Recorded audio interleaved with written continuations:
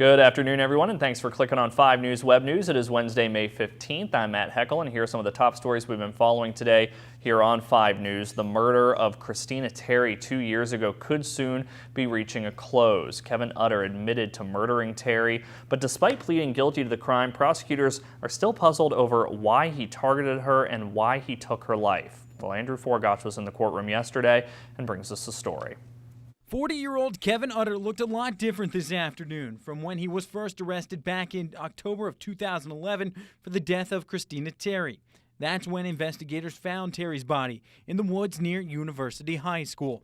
Apparently, the two had spent a night drinking at a local bar, and then sometime after that, Utter strangled her and then ran her over, which is what an autopsy showed that killed her. Her clothing was partly off, but there was no evidence of sexual assault that was discovered at the medical examiner's office. Leading up to today, there were still a lot of questions surrounding the case, including how the two knew each other.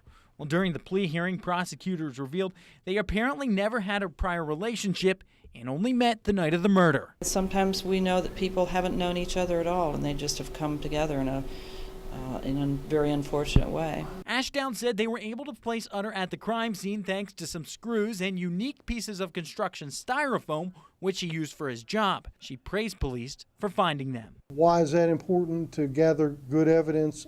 The outcome today is the reason why you do that, and you make sure that you cover all the bases, because otherwise that case may have gone to trial and he may have been acquitted. It's still unclear what led Utter to kill. But during his hearing, he admitted to having a drug and alcohol problem since he was 14 years old. Ashdown said this case is disturbing, but it also comes with a valuable lesson. I suppose it's a good reason for people to always be aware of how much alcohol they're consuming, what their surroundings are, who they're with, and really be very, very careful. For 5 News, I'm Andrew Forgotch. Well, a man involved in an accident 2 years ago that killed 2 people was sentenced yesterday. Emery Freeman and Tanya Hurst were killed when Eric Sams supposedly ran a red light and crashed into their car. Now, yesterday, Sams gave a no contest plea. The judge accepted it and sentenced him to 3 years probation. Police are looking for the former manager of 2 local stores who's accused of selling bath salts after he missed a meeting with an attorney. We're talking about John Skruck. And when he didn't show up for that meeting earlier this week and court yesterday morning, officials decided to take action. Prosecutors say Skruck was the manager of the Hot Stuff and Cool Things in Clarksburg and Buchanan, where he allegedly sold illegal bath salts. He was last heard from on Friday when he was given permission to visit family in Ohio. Skruck is 57 years old. He is described as being 5'9" and 200 pounds with green eyes and brown hair. If you have any information, you can call the U.S. Marshals Service. Their number is 623-0486. And another man is on the run after holding up a Mon County gaming parlor Monday night. That happened around 10 o'clock at the hot spot at the intersection of Saratoga Avenue and Wildwood Street in Star City. Now, that's when a man came into the place and handed the clerk a note which said he had a gun and wanted cash. He was able to get away with some money. Now, here's what we know about that man. Police tell us he's a white man, about 6'4", with a beard. At the time of the robbery, he had on a Carhartt-style jacket with a hood. If you have any information, you can call Star City Police. Their number 599-3550.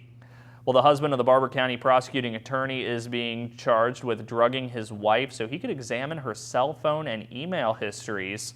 42-year-old William Francis Poling Jr. was apparently worried about his marriage to Lecta Poling. That's why he supposedly gave her the drugs, so he could look through her cell phone and email. Now, the case is being handled in Mon County Magistrate Court with a Marion County prosecutor. No hearing has been set at this time. And before we move on with the rest of this show, let's take a look at what our newsroom's working on for tonight for First at 5 and 5 News at 6. First up, a local man sentenced today after being charged with abusing a 2-year-old little girl. We're going to have that information. Also, opening ceremonies kick off today for the Strawberry Festival in Buchanan. We're going to have a sneak peek.